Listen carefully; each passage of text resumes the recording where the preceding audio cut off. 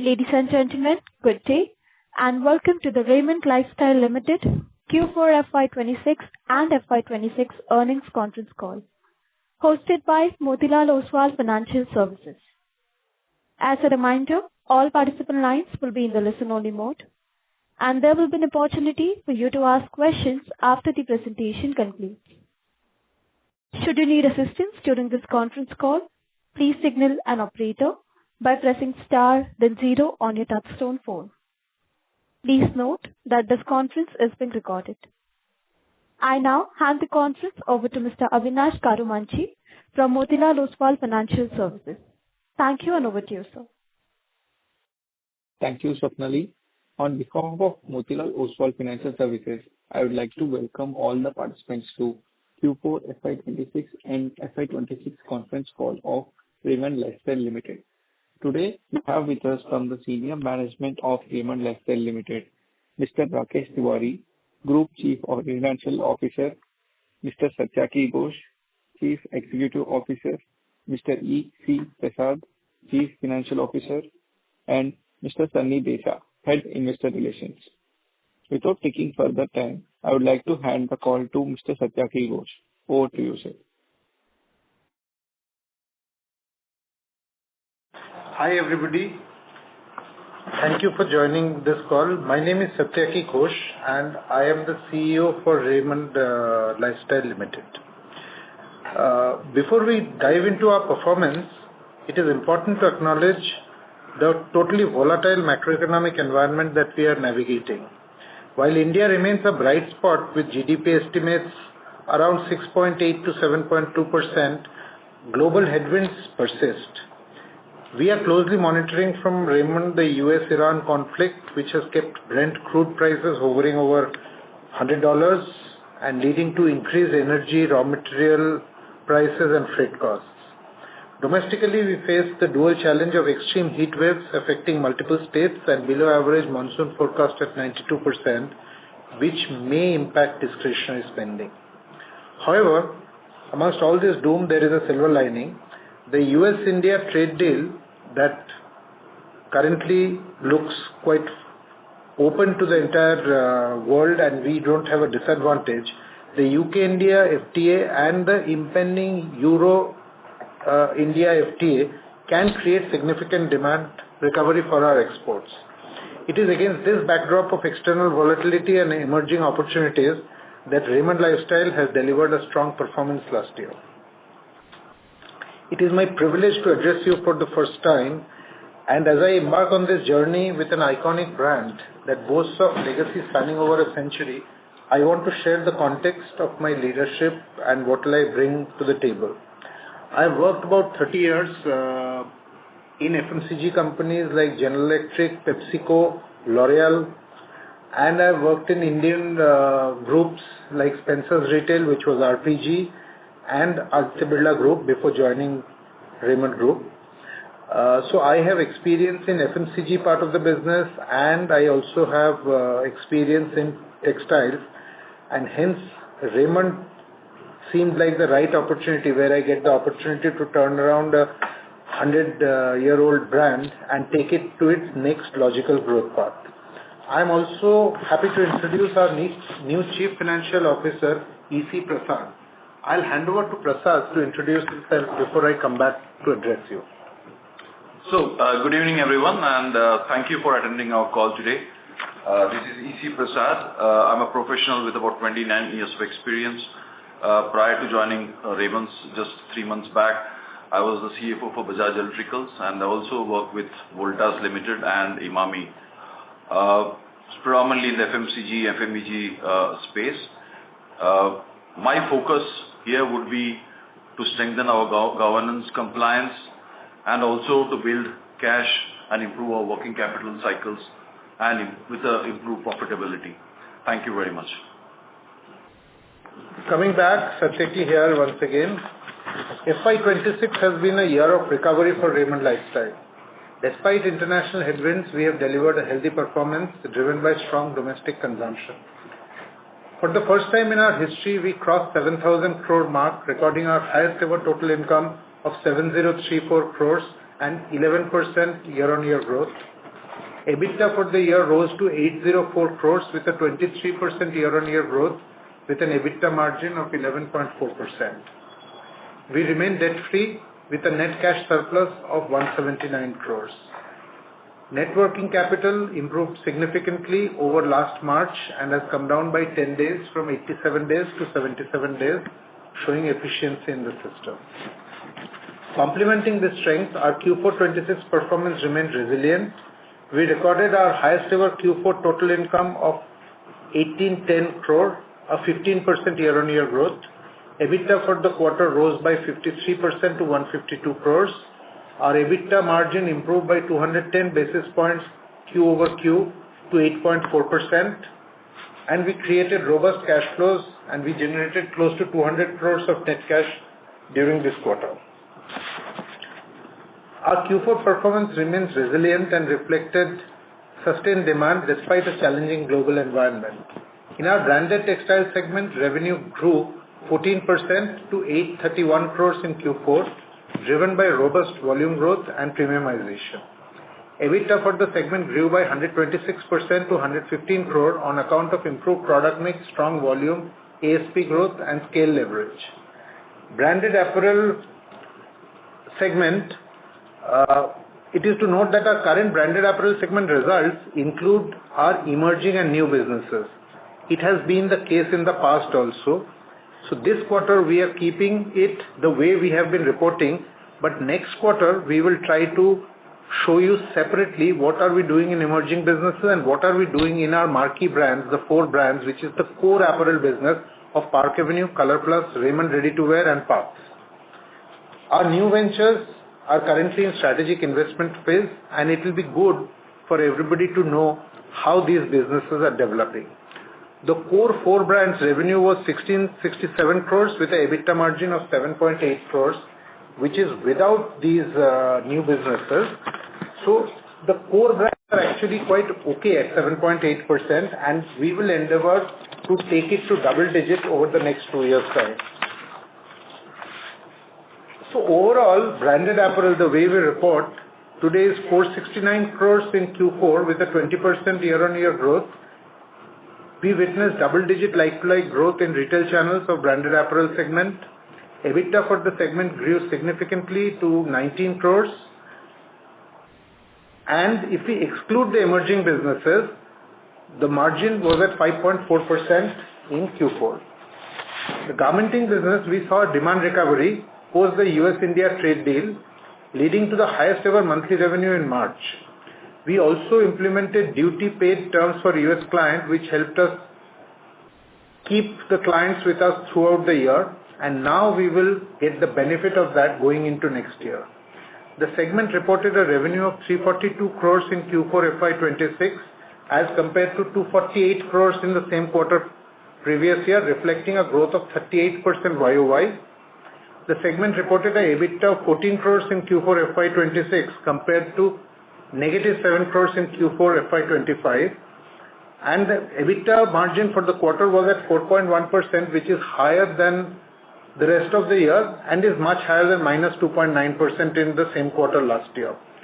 This business is going to go forward at a fast pace next year with the UK and Euro FTAs and US-India trade deal being equitable for the world.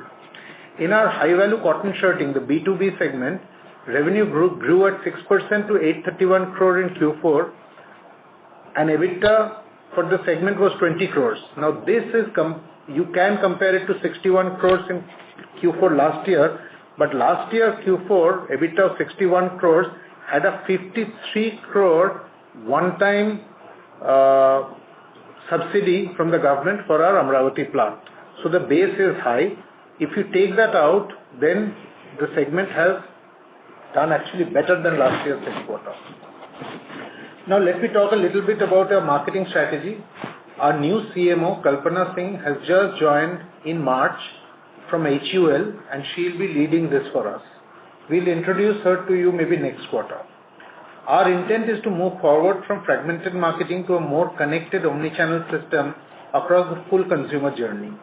Today we are executing many initiatives, thematic campaigns, impactful ideas, digital and retail efforts, But the whole idea now going forward is to put this in a 360-degree marketing campaign and make each of our brands stand on their own feet and get recognized separately between Park Avenue, Raymond Ready to Wear, Raymond MTM, Color Plus, etc. This year, we have advertised Raymond Linen in a big way. We have increased our presence in high-impact media like cricket and cinema. If you have watched Dhurandhar 2, we launched our cinema campaign with Dhurandhar 2, and we have started building digital and influencer ecosystem. Linen is doing very well for us at the moment. At Raymond Lifestyle Limited, we have a target-driven ESG roadmap. Our emission reduction strategy runs across 3 levers: renewable energy, fuel transition, and operational efficiency. All these 3 are active simultaneously.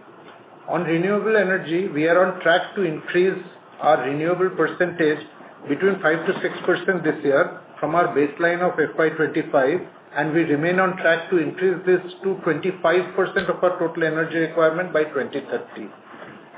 On Scope 1 and Scope 2 emissions, we have reduced between 4 and 5% this year from our baseline year of FY25, and we are on track to reduce these by 15% by 2030.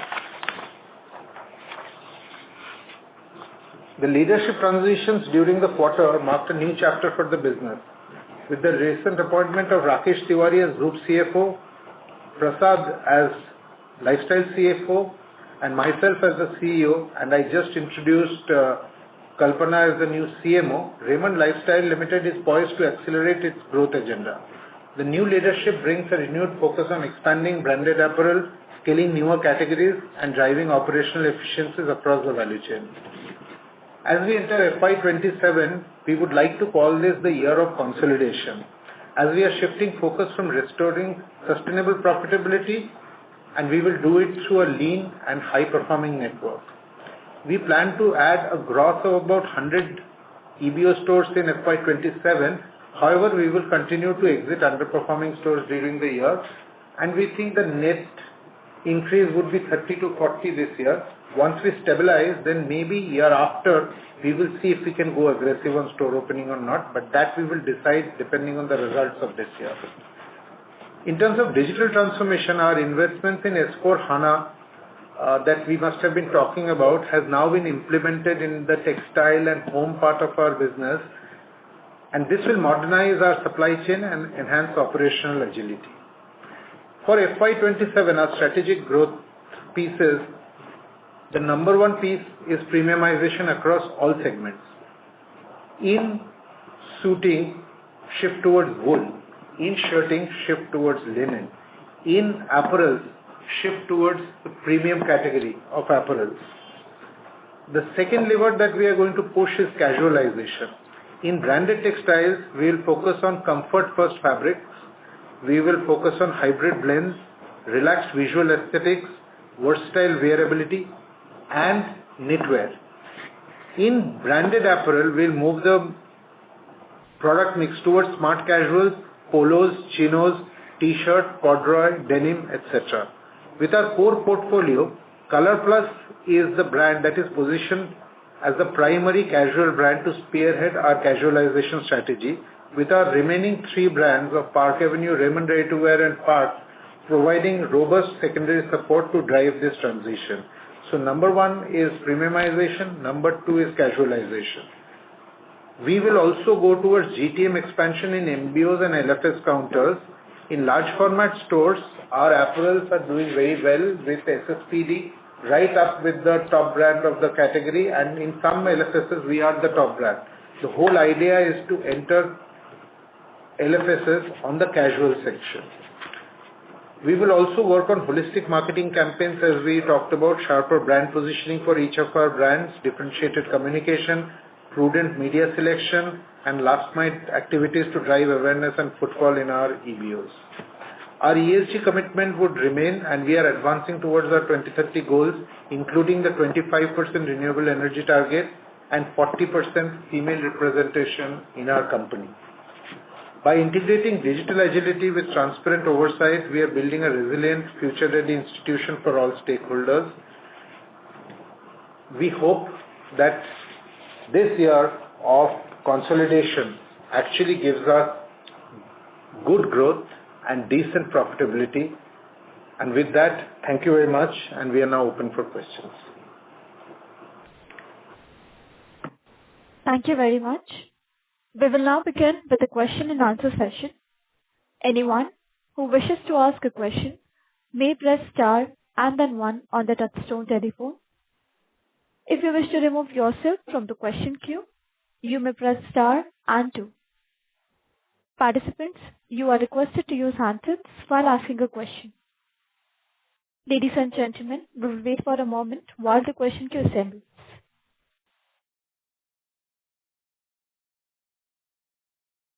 A reminder to all, you may press star and then 1 to ask a question.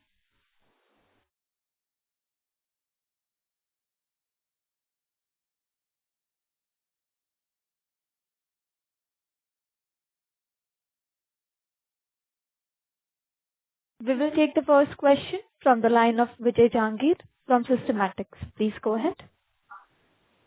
Thank you. Thank you for the opportunity, ma'am.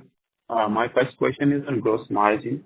So could you please explain what caused the decline in gross margins, as we were doing 54 to 55% of range in gross margins. Now in this quarter we declined to 51-52%. So first question on gross margin, and second question is on EBITDA margin. So what would be our range for the coming 2 to 3 years in EBITDA margin? And additional question is like our gross margin declined, but our EBITDA margin expanded. So manufacturing expenses went down, employee costs went down. So are these sustainable decline or just one time? So these are my two questions on gross margin and EBITDA margin.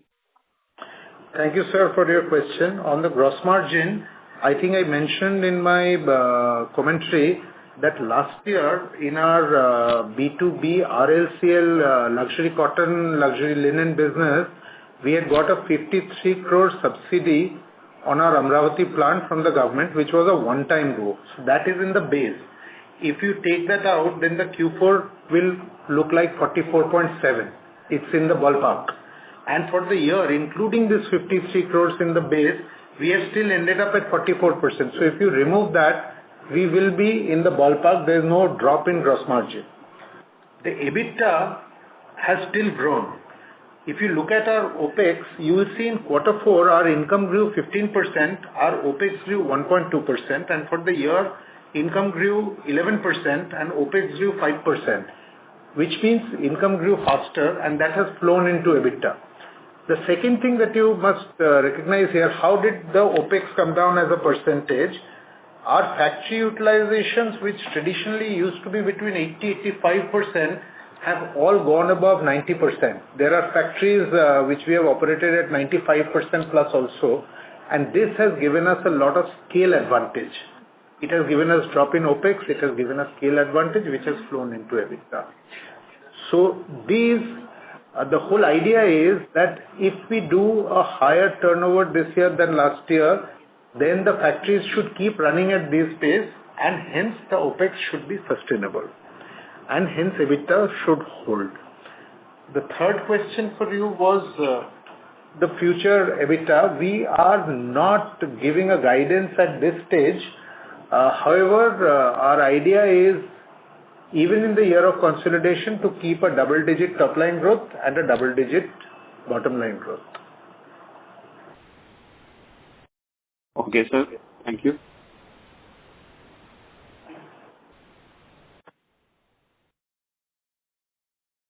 Vijay, do you have any further questions? No, ma'am.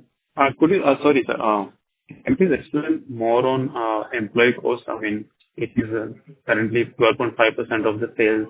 In the last quarter of the 4Q25, it was 15%. So, what caused the decline in employee cost? Sorry, can you repeat the question one more time, sir? It was not clear this. I mean, employee cost went down. Yes. In the 4Q25, it was around 15% of the sales. This quarter, it is around 12 to 13% of the sales. So what caused reduction in employee cost? That's what I wanted to know. Or on absolute basis, it's this decline around 1.5%. So that's what I want. So two things. One is we stay with our factory efficiencies. When factory produces more, the employee cost per unit starts going down. And on an absolute basis, because garmenting last year was not getting a lot of orders because of US, the utilization was little low and their labor is a little variable. So that cost got saved. Finally, as you know, we have been for a year or so closing down our non-profitable stores. And when you close down your non-profitable stores, two things happen. One is your employee cost goes down. On the other hand, stores that make consistent losses, if they get closed down, actually your profit goes up. So you get positive effect from both sides. So we are opening calibrated stores. It's not that we have closed massive amount of stores. What we have closed, we have roughly opened. But bad stores have gone.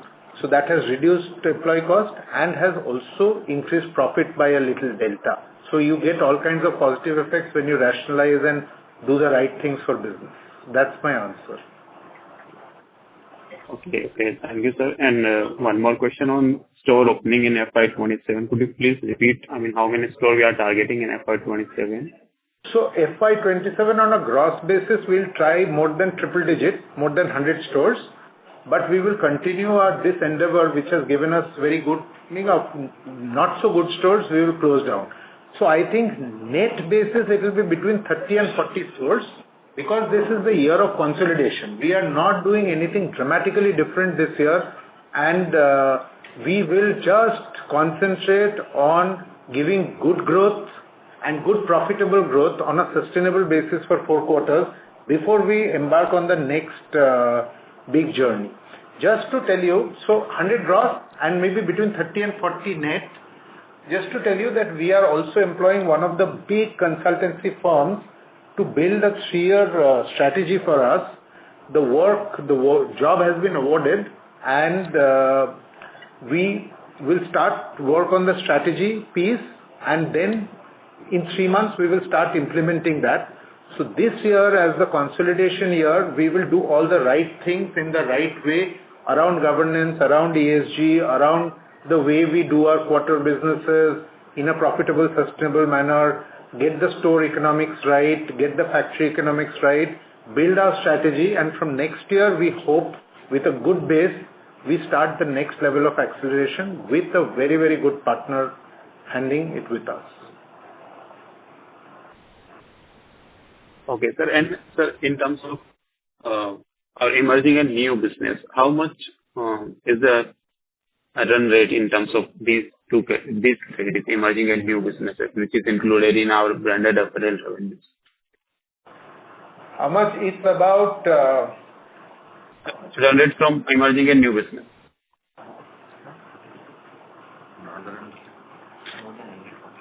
It's more than 120 crores, I think. In 2020. Okay. Q4 year. For the year is about 140 crores, but on this 140 crores, because we invest in these businesses, we incur losses. So when you start looking at the 4 core brands, if you take out roughly 125, 140 crores of turnover, and if you add back the losses to the profit, then you'll start seeing that the 4 apparel brands actually deliver between 7.5-8% profit already. But it gets shaded by all this, and from next quarter we will show you what is emerging, what is the 4 core brands, and we will give you the history also if you want, because we'll cut the data like that and we will be consistent with that data. But right now there is about 140 crores and with 80 crores loss. So if you take out from the turnover 140 crores and if you add back 80 crores, you will see that business of the brands is looking not so bad as it looks right now in the reporting. Yes. 140 crore top line gone, 80 crores profit increased. It just changes the game. Yeah, got it, sir. Got it.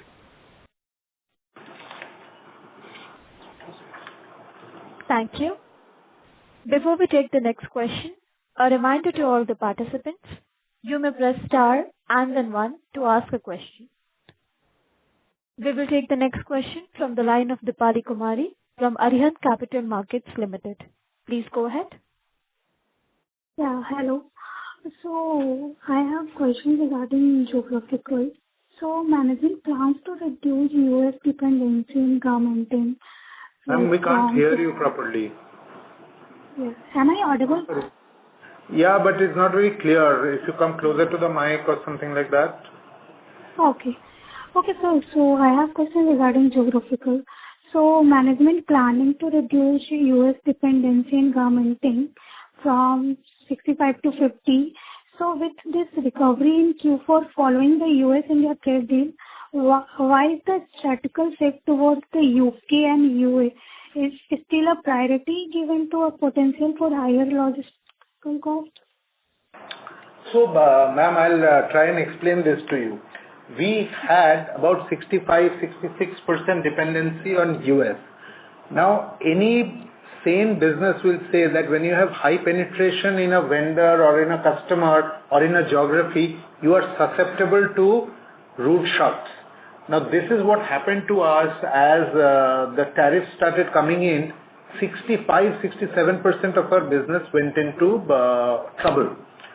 So we started this process of expanding our geographical base, and we were scouting in Asian markets, strong Asian markets, and also European and UK markets. The advantage that we got was the UK FTA was announced, and now the EU FTA was also announced, though they are not implemented, but will get implemented. So we started getting a lot of interest from these places, and contrary to belief, Europe can give you good margins also. For example, if you look at the West Asia conflict, if you look at from Indian ports, Nhava Sheva, this, that, to the American ports, the freight cost has gone up. If you look at from these same ports to European ports, the cost has actually come down last month. So from a freight perspective also Europe is better, and from margin perspective it is not bad, and it increases my Europe FTA concentration, but the US orders have also started coming back, and hence as a directional guidance I am saying that the garmenting business next year should be good for us, because US orders will come back, but we'll have incremental orders from Europe, so the mix will change, the margin structure will become better, and hence our top line, if it grows by high double digits, the bottom line will grow at a much faster pace than that in garmenting. Okay, sir. And so, have you felt any recent disruption in raw material sourcing or export shipping timelines due to this US-Israel-Iran conflict? As of now, no. I think when troubled times come, bigger companies are more resilient to hold, because we can hold some working capital. Our raw material, two main raw materials come from abroad. One is wool, which comes from Australia. There is frankly no major disturbance between Australia and India. It's on the other side of the world, and containers are also available. Freight has also not moved too much. So wool, there is no problem. Suiting has no problem. The only thing that comes majorly from Europe is flax for the linen. And here I am saying India to Europe and Europe to India, freights are actually slightly better in April than March. So going forward, we think it will be okay. And all of you have seen today's headline news, right? That Iran and US are trying to at least take steps forward towards opening Strait of Hormuz. And it is all over the news today. I think stock markets are going up because of that. And if that happens this quickly, I think we will be very well positioned to take advantage of that. Okay, sir. And sir, you are also focusing on shifting the product mix towards wool and linen across all the segments.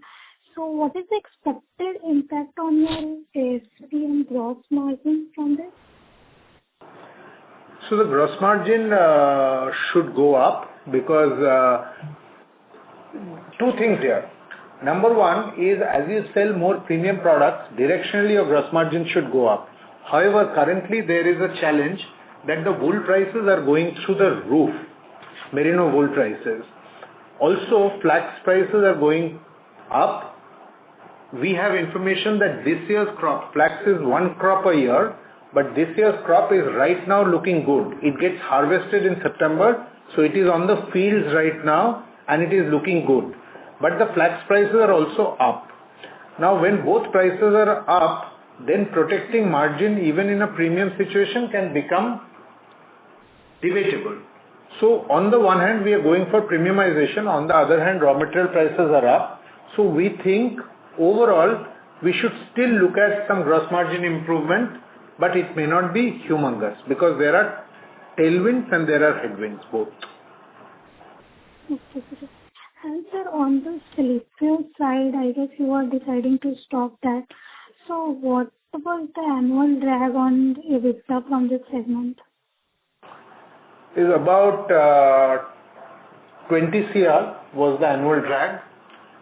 So that we should get back. But this year to do that, we have had to take some provisions, and that is evident, I think, in the data that you have. Okay. And so one last question. What is the margin difference between MBO and EBO and LFS? So the best margins come in EBO because there you are D2C, ma'am. It is your product, it is your store, and the consumer buys directly from you. There is absolutely no doubt that for any company, EBO is the most profitable channel. After which comes the MBO, because in MBO you distribute and the consumer buys. In LFS, it is like for a FMCG company, modern trade, LFS is like that for us, that the retailer is also strong and they negotiate. But when they negotiate, you also think that you build brand when you go to a LFS. For example, if you go to a Shopper Stop and see a beautiful 12 feet, 16 feet wall of Park Avenue or Raymond Ready to Wear or Ethnics, then it registers to you that this is a brand of importance. More LFSs in Shopper Stop, Lifestyle, Reliance, and these kind of Central, these kind of LFSs keep your brand. It becomes easier to distribute in MBOs because the MBOs then recognize you as a bigger brand.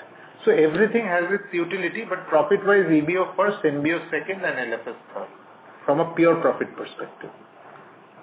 Okay, so sir, what is the targeted revenue split between this channel? So these guidances actually we do not provide, but if you look at, there will be an e-commerce piece also in there. So out of offline, you can imagine EBO will be our biggest channel, followed by MBO, followed by LFS in terms of volume, because LFS are only those many in the country, right? MBOs, there are a lot of numbers, and EBO we are free to sell what we sell and how many ever doors we want to open. Yeah, okay, sir. Thank you so much. Thank you, ma'am. Thank you. We will take the next question from the line of Avinash from Motilal Oswal Financial Services. Please go ahead. Thank you, sir. Thank you for this opportunity. So my question is regarding the branded textile segment, which is the core cash cow. So if I look at it like 4 years back until now, the revenues were barely up, and the profitability has actually declined compared to the FY23 level. So, I mean, I know there is a bit of uncertainty that happened in between, but how should we look this segment going forward? What are the opportunities here in terms of the profitability drivers? Sir, can you please repeat the question once more? It is not very clear on this side. Am I audible now? You better now. Yeah. So my question is regarding the branded textile segment, which is the cash cow for the company. Mm-hmm. So if I look at the numbers from FY23 to 26 over the last 4 years, revenue has barely gone up and the profitability has declined. I understand that there are a few things that went wrong, but how should we look at this segment going forward? I'm not asking for the guidance, but what would be the drivers of profitability for this segment? So, branded textile as a business in India keeps growing at a particular growth rate, low to medium single digit. The business is also moving from particular tier of cities to the next layer of cities where the demand for fabric and stitched fabric still remains. The occasion for stitched fabric is largely around marriages and occasions and Diwali and festivals, etc., when large-scale buying happens.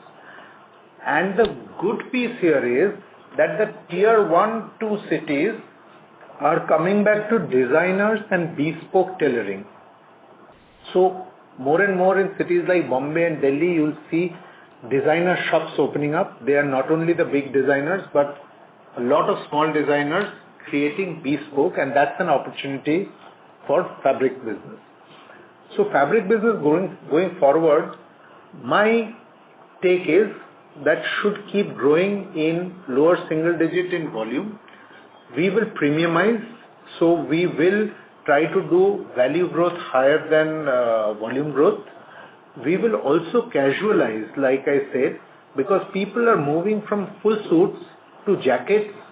They are moving to corduroy. They are moving to blended material which suits them in every occasion and every climatic condition. We will adapt to these.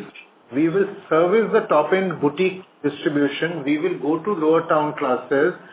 And as Raymond, we support a large ecosystem of tailoring, which we will ramp up from this year onwards once more, a la almost how hairdressers thing was supported by some of the beauty companies. So we are going to build that. I have experience in it. I came from L'Oreal and we changed the salon industry. We will try to do things for the tailor and try to be the best recommended brand. This is a cash cow. Our job is to protect this. Second, on the export side, fabric, when you do fabric business, you should also know how to do good export business, because the world buys ready-mades, but ready-mades need fabric. And you can do profitable business in Europe and US by exporting fabric. So we will explore that with more intensity along with our garmenting business, which is pure fabric export. So we will find levers in lower town classes, in boutique business, in export businesses, by premiumizing, by casualizing, by working with the tailors to build this business. I believe that we will build gross margins over here, and I believe it will come back to the older levels of profitability over a period of time. Okay, understood. And the next question is same thing regarding the branded apparel. So in this space, we have recently built a 2,000 crores of brands. But even if I look at it like the pre-Ind AS EBITDA margin, just for the rental cost, even at a 2,000 crores base also, it is still in the loss making. So apart from the A&P that you will be trimming down going forward, what other levers were there for this segment? So our strategy remains consistent. Number one, I'll reiterate again, is premiumization, and number two is casualization. Amongst the four brands, Color Plus is our front runner for our casualization drive. If you look at the consumer today, consumers are wearing, like I said, less suits but more jumpers, more jackets. People are wearing a lot of knitwear. People are wearing a lot of denim. People come to office with denim. So we will lead this casualization charge with Color Plus. We are changing the entire design system. We are putting digitization in demand in design system. I don't want to use the much cliched AI word, but today everybody is moving towards that, and we are taking steps towards building our design capabilities on AI. So we will shorten our supply chain, we will shorten the turnaround time, and we will have much better designs which will come through web crawling of the best in the world. So our design capabilities are going up.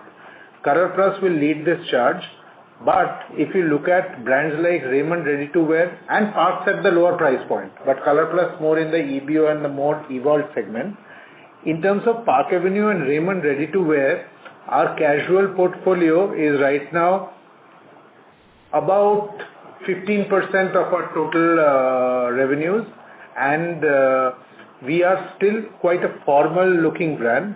The whole idea is to push the limits and take it from, it was 10% year before, it's 15% now, to take it towards 20-25%, and over a period of time aim towards 45%, which does not mean that I will let go of the formal segment where I'm strong. I just have to grow on the back of casualization. In the formal segment, we are making special products, the non-iron shirts where you don't have to iron, etc., etc., and we will keep premiumizing. And these are the segments that we will focus on, where the K-shaped recovery will help us with an opportunity over there. So we will change the design system, we will force casualization, we will work on premiumization, we will improve our product quality, and distribution will keep becoming better, because I talked about stores opening and stores closing. We will be more calibrated and keep our apparel stores in the higher town classes and stop some stores which are not making so much money and not making sense. So the mix keeps becoming better and it keeps giving us operational efficiency, and we get into a virtual cycle. Okay, got it. And one last bookkeeping question. So the capex for this year is around 180 crores. Can you give the breakup of this, and how should this number be going forward? So the capex for the next year also would remain almost the similar lines. So of the 180 crores, 50 crores is on account of our SAP implementation that we did. About 60 crores on account of our new factory for the garmenting, which you have in Hyderabad, and the balance are all maintenance capex. Okay, sir. I'll join in the queue. Thank you. Thank you. We will take the next question. Before taking that, a reminder to all the participants, you may press star and then 1 to ask a question. We have the next question from the line of Mayank Vaswani from CDR India. Please go ahead. Thank you for the opportunity. My first question is for Mr. Ghosh. Sir, it's still fairly early days in your tenure, so would just like to hear your thoughts on what excites you with this 100-year-old brand that you are now at the helm of, and which of the verticals, whether it is the branded apparel or the garmenting, do you see holds a lot of potential, and if it does even come close to potential, we could possibly see doubling or tripling or more over the next 2-3 years. So thank you for the encouragement. I missed your name. What's your Mayank? Thank you very much. It's almost like a warm welcome to the job, and coming from somebody who's not my boss or not from the organization. Really happy to get the question. So I'll tell you my motivation of joining this organization. I think when you get a chance in your life to work for a 100-year-old brand, and everybody thinks, even analysts like you think, that there is an opportunity of doubling and tripling it.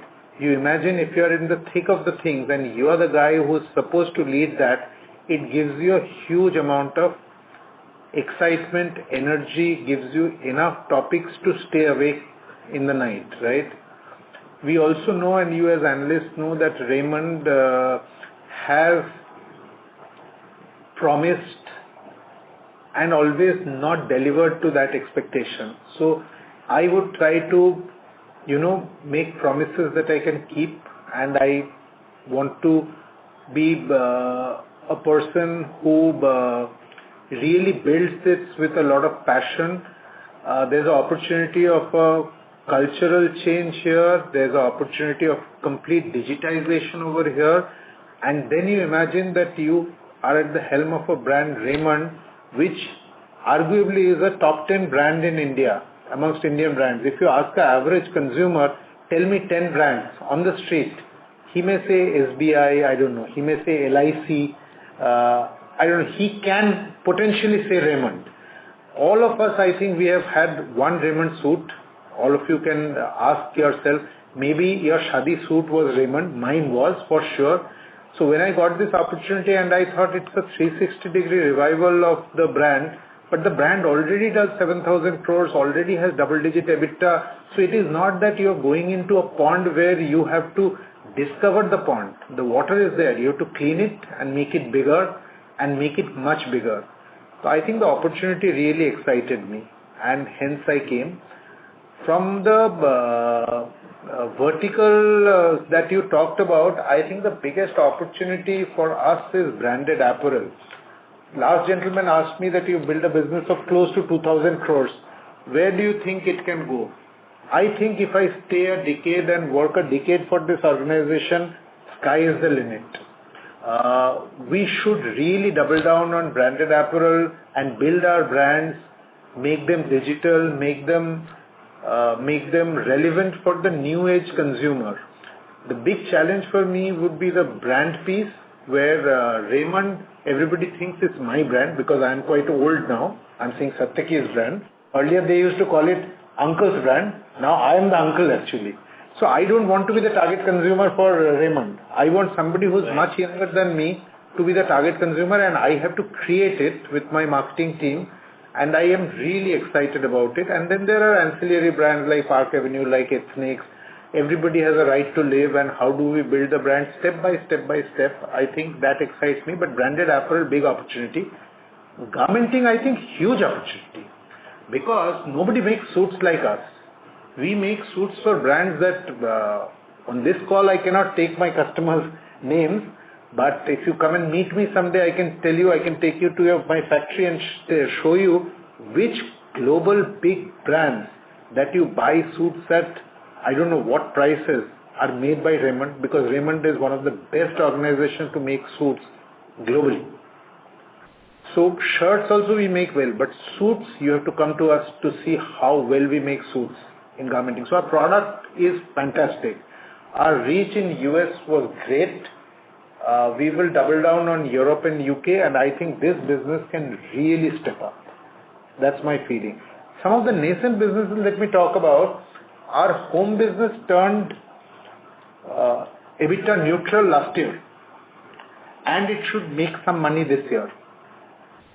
Our innerwear business, which we were struggling with, our products are fantastic. So if you go to the market and buy Park Avenue top-end innerwear, you will see the product is as good as the runaway market leader, if not better. That's the feedback that we are getting. So this year we will consolidate on innerwear also. We will clean up the system and put new product. But I can assure you that in the next 2 years, innerwear as a, add-on to my apparel business would be another profitable business that we start driving. So there are many, many verticals that I am very excited about. Does that answer your question? Yes, sir. Wonderful, wonderful. So my next question is for Mr. Prasad. So, sir, I'm sorry if this is a repetition. I just wanted to understand on the store count. As we indicated, we will continue to rationalize the underperforming stores. But, we've seen the network now come to about 1,650 odd stores. So if this continues for the next 2 or 3 quarters, do we see the network dipping below 1,600, or would it go as low as, say, 1,500? I know one doesn't have the answer. No, I will take the question. It will not dip below 1653. In a particular month, it might that I open 10 and close 15. But for the year, we will open more than 100 gross, and we will close in between 50 and 60. So net 40 addition will be there, and at the end of next year, I think you should hear a number around 1,700. And this year is about consolidation, right? So that is why we are not going very gung-ho. But EBO, like I indicated to the lady before, is our most profitable channel. And we will take off on this at some point in time. We just want to be ready. We want to keep our strategy ready. We are working with the strategy partner. We want to understand the clear signs of opening 90% stores that are right, because everybody makes mistakes. But we will get all those pieces right, and most probably, if we do decent this year, then next year we will really talk about expansion. But that we will see closer to the end of this year. That's the answer. Noted. And just one last question from my side. Fairly commendable performance on the working capital front. So what further levers do we see to take this even lower? I'm talking about the NWC days. Yeah. So I think there are a lot of levers, especially around debtors. So we have now started our reviews, trying to bring down our clamp down on the overdue outstanding. So all of that has actually helped us. We will also be working on the inventory, and we are actually targeting less than 70 days of working capital. Less than 70 days of working capital in the next financial year. So we came from 87 to 77 this year. We will target another 8-9 days to take off from the working capital and give you a much happier picture next year. This is what we would attempt, but we think there are enough levers to do that. Wonderful, and wish you all the best. Thank you. Thank you. Thank you. We will take the next question from the line of Ashutosh Jyoti Aditya from ICICI Securities. Please go ahead. Yeah, hello. Thank you for the opportunity, sir. So my question is on a relatively smaller business, which is Raymond Ethnics. So just wanted to understand how is the competitive intensity there? How is the demand? And like in last 1.5 years, like after the success of Manyavar, there has been sudden jump in many regional or even smaller players who have come up in this space. Especially if you see like UP or Bihar market, there are many small players who have actually ramped up. So I just wanted to understand how is the overall growth here and what kind of opportunities do you see here? So you are right, ethnics, this Shadi market, Manyavar really led it. And kudos to them that they did, and hence others have jumped out. The market keeps growing. This market keeps growing, and we will participate in this growth. I think we are recalibrating. Like I said, this year is about consolidation. So we are recalibrating this business, and we are thinking that, where do we have the right to succeed? There's a Manyavar brand which is doing well, you are saying. Last 1.5 years, maybe the growth is not that high for them because others have come in. Exactly what you said. In other markets, local players are coming in. And in this category, as you would understand, that a Bengali Shadi and a Punjabi Shadi and a Tamil Shadi and a Maharashtrian Shadi, the dresses are quite different. So it is quite difficult for a national brand to, replicate something in their factory like a black suit and sell it everywhere. This is about customization. So that we realize after running ethnics for some time. Hence, we think that for the year of consolidation, we will concentrate on the product on two fronts. On the product, we will be, rather than being the bridegroom's main brand, we would be the brand for everybody else around the bridegroom. So these are lighter products, less structured, but the numbers are higher. And once we double down on this is like kurtas, bandis, what used to be called Nehru jackets, what is now called Modi jacket, those kind of stuff. We will really double down on them, because here, apart from our ethnic stores, we have a right to succeed in our The Raymond shop, where you go in to buy suiting, shirting or my ready-made apparel. You might want to buy a kurta, etc. from me, and that distribution for me is given. My EBO network is very solid and it is growing. So I have a right to win as a bridegroom's friend's brand. And I let the bridegroom buy from the local guys who are really sitting in Bihar and know what the Bihari bridegroom wants, maybe better than me. Second, I think we will also venture into Indo-Westerns, which are, let's say Indo-Western is a band gala instead of a sherwani. We make the best suits in the world, at least in the country there is absolutely no doubt that who makes the best suits. And in those factories, band gala is really a very decorated jacket. And we have a right to win on our production capabilities and design capabilities on that. So once again, it becomes the bridegroom's party's dress band gala, while the bridegroom may be wearing a sherwani that is very locally designed. So we will get onto this. And the third piece that I talked about is AI stepping into designing.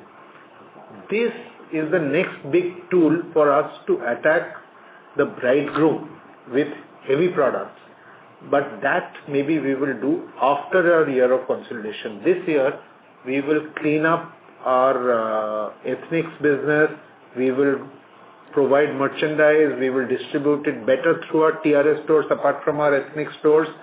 And we will attack the bridegroom's friends while the bridegroom can come in the future. By that time, we'll get our, hyper local design sensibilities right. Does that answer your question?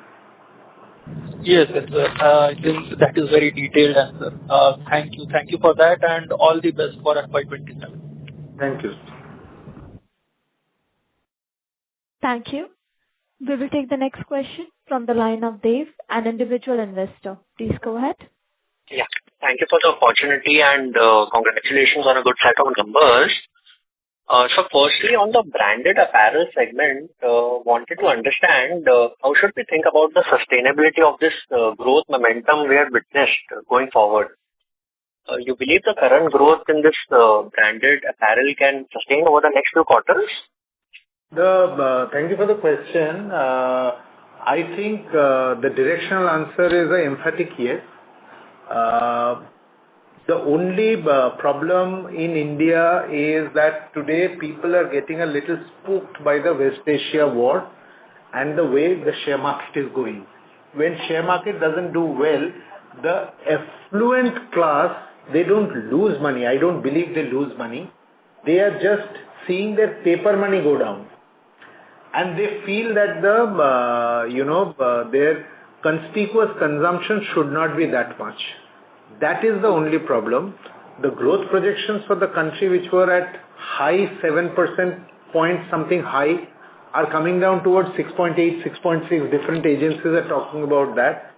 So that indicates that the conspicuous consumption comes down, and branded apparel, frankly, is not dal, rice, etc. It is not essential. It is just good to have. But most categories that we do business in, right from my, food FMCG days to personal care FMCG days, I have worked in discretionary categories. And discretionary categories in small price points actually bounces back very well, because in difficult times you don't put big investments in big things that you want to do, but you still want to satisfy yourself as a consumer, and you buy the smaller things that give you happiness.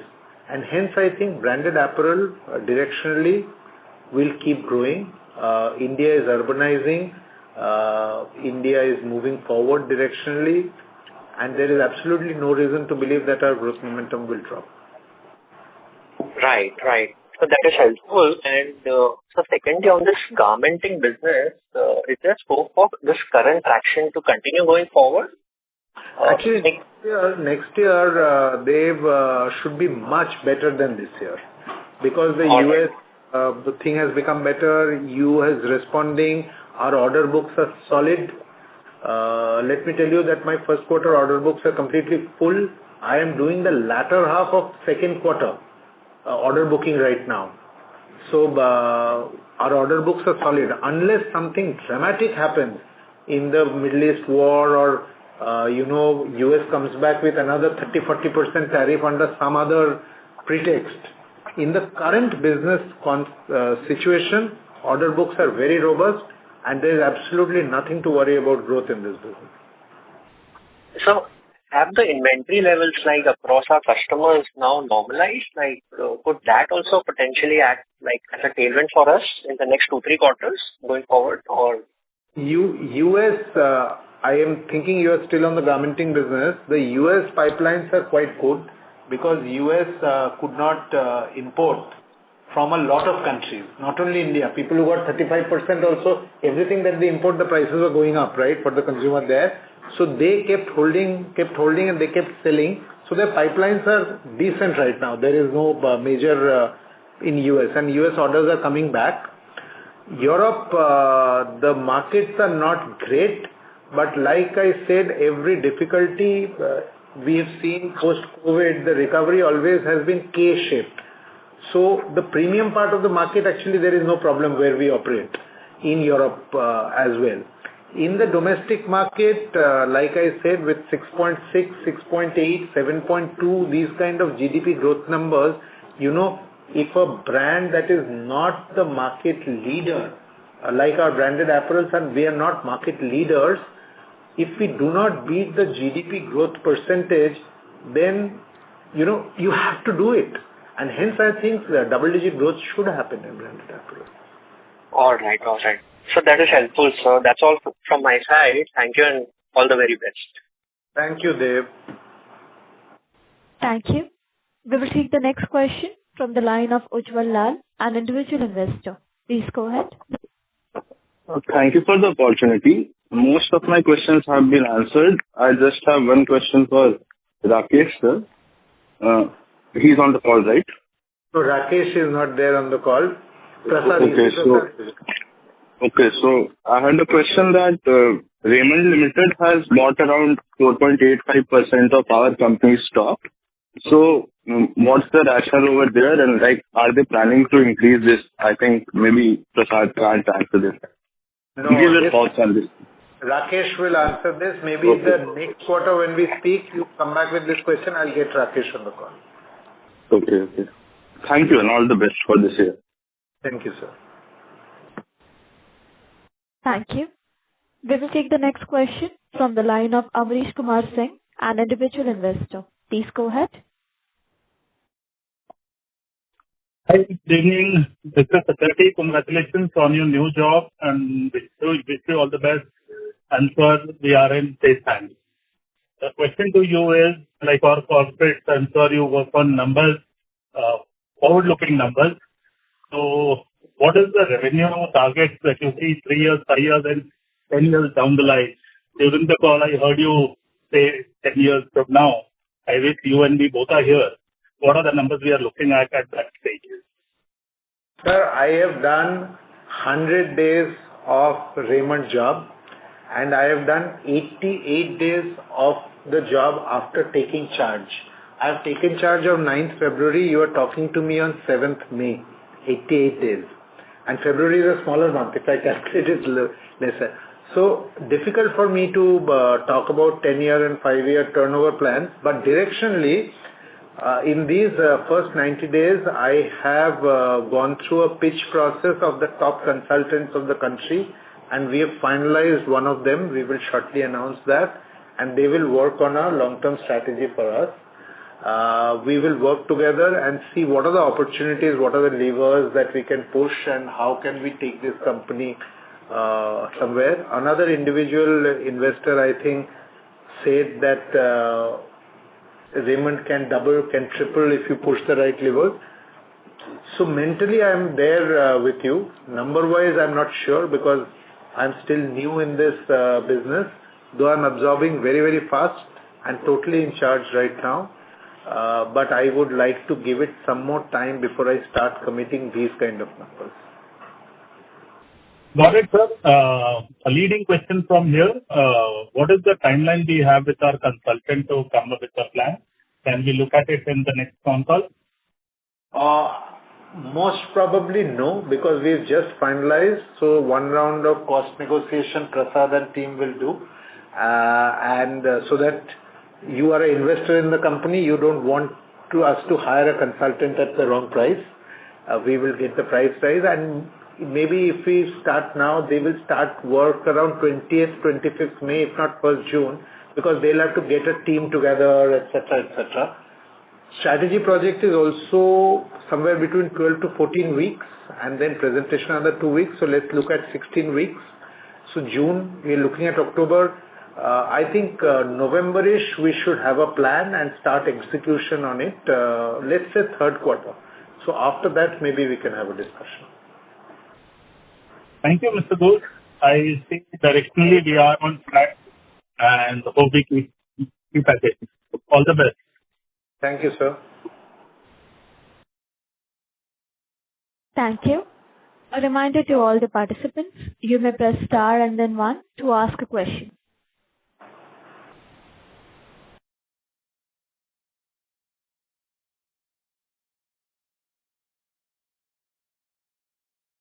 Thank you very much. Ladies and gentlemen, as there are no further questions from the participants, but that concludes the question and answer session. I now hand the conference back to Mr. Satyaki for the closing comments. Thank you, and over to you, sir. Thank you, ma'am. I would like to thank all the investors, whether you're corporates or individual investors, for attending the call and asking questions that were very, very pertinent and thought-provoking. Some of the questions we are taking back with us. We will try to answer them in due course of time, like the last gentleman's question also. We just want to assure you that a new management team from Group CFO to me to your CFO, which is Raymond Lifestyle CFO, your new CMO, and we are right now on the lookout for a new CIO, which hopefully we should be able to announce next quarter. We're creating a new management team. We are really excited about this 100-year-old brand and its transformation. This year will remain the year of consolidation after the year of recovery, where we have recovered well. Double-digit top-line growth, very high double-digit, 20% plus bottom-line growth. We will look at this year once again as a double-digit growth in the year of consolidation. Bottom line should grow faster than top line.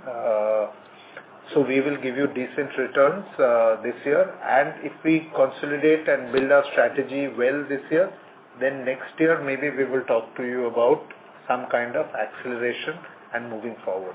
But thank you very much, meanwhile, for remaining invested.